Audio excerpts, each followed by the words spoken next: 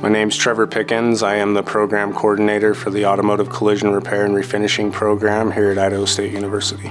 The 2-year program you can go through, and basically we're about a couple hours in class every other day. Other than that, we're out in the shop getting our hands dirty. They're working on live work, so real customer cars.